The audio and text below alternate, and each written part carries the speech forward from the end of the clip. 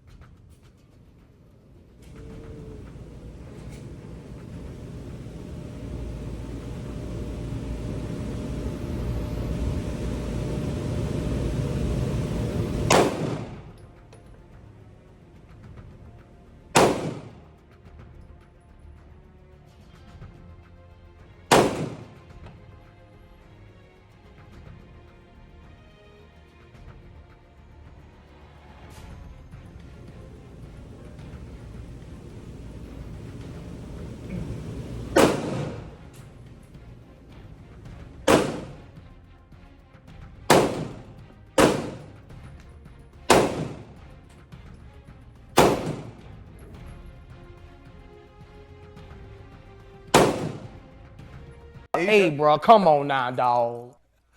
Come on, man.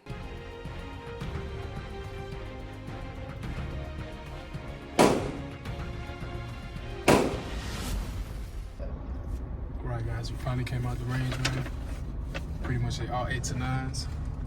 Dead center, a little bit over the target, but you know, practice makes perfect. The magazine did not jam, it ran through flawlessly, surprisingly.